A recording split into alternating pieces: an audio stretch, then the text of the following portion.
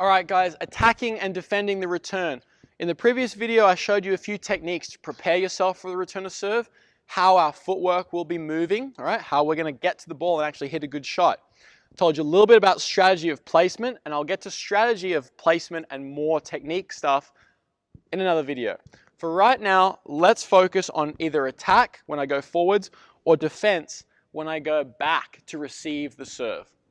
So what I want you to focus on is if I'm hitting, say, an attacking return and I'm hitting maybe off a second serve, something that's going to sit up for me, that's the key here, right? The ball is sitting up a little bit where you can really come forwards and take it early.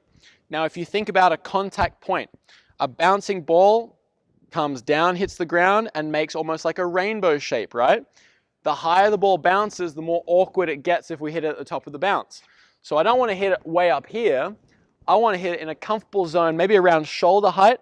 I like that nice early between maybe my hips and my shoulders, somewhere around there where I can get over the ball and attack without being too high to be uncomfortable.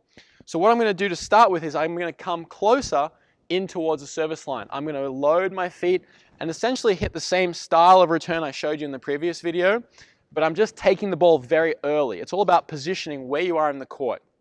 Now, if you take the ball early and you get it wrong, and then they can put you off to the corner, look where I'm standing. So it causes a lot of problems if they can control that second ball very well.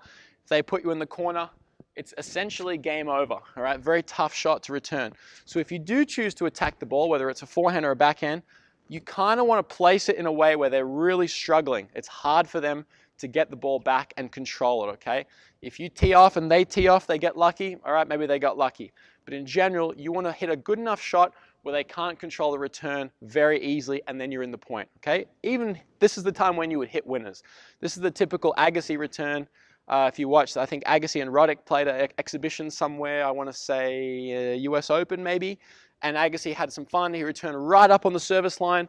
He's right up here, and he's banging a winner off Roddick's serve, who was one of the fastest servers ever, okay? Especially at the time.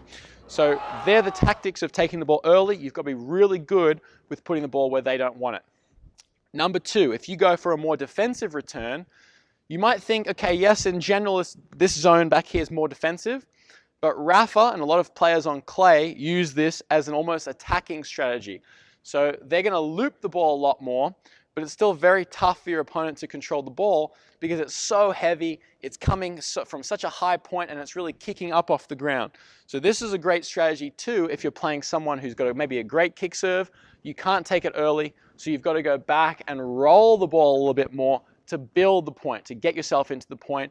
You can still set them up a little bit with where you place it, or you can go back at them and just try and hit their toes as you get into the point, okay? So depending how aggressive you want to be is where you can place the ball. So same technique. If I start way back here, if you watch Rafa, he still gets down, he's low, he's ready, and what you can really use to your advantage here is your forehand or your more aggressive spin shot. You got to think, I'm going high over the net, so I want to use a nice heavy ball that's going to penetrate through the court and kick off. So if I'm starting this far away, I might do my typical return and move forwards. The weight's on the ball is my feet. Now I might be going forwards. I might have more time to take 2 or 3 steps and really load a forehand and launch one, okay? I've got more time because I'm further away, all right? If I go to the backhand, same thing. Maybe I have to hit a backhand. I might even be able to plant my front foot and rip through almost a regular closed style backhand, all because I've got time. So from back here, you're really giving yourself time against a better server, or if you're really struggling, create that time for yourself and try and roll the ball in. Now, you really want to try and put the ball deep, because the problem with giving yourself time is that you also give them time.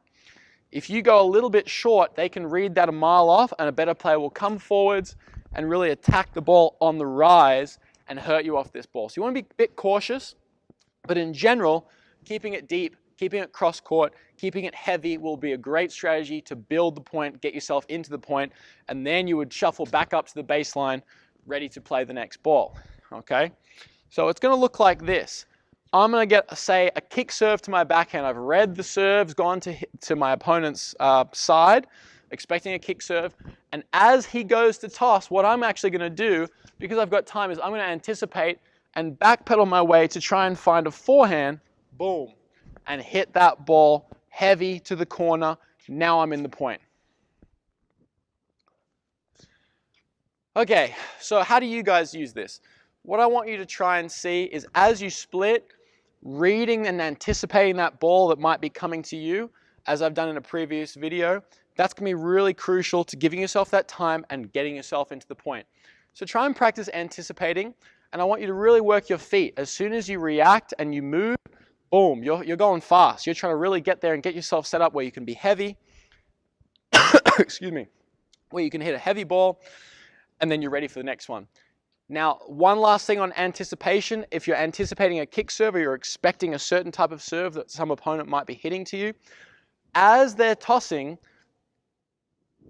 they've taken their eye off you. They're only looking at their target for so long. Right now I'm seeing the ceiling. As the ball's up here, I've got to watch the ball at some point to actually make contact. So this is where you can anticipate and get ahead of the 8 ball just by a fraction. So do this too early at your peril. They're going to see you move, and a good player is going to be able to hit to the other side.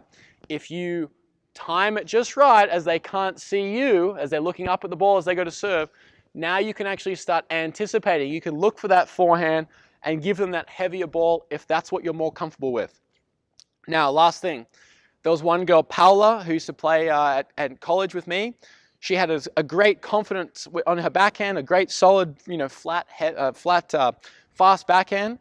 She was #1 in the nation. She played, really, really good tennis, but she wasn't confident at all on her forehand. So what she would do, she would just simply put forehands in, cross court, simple, high, no real risk involved. Okay, a lot of margin for error, just simple. Keep the strategy where, okay, I can't really lose points with this style. But she would try and run around the opposite way and find the backhand. So if you guys are trying these strategies, don't think you're just limited to the forehand.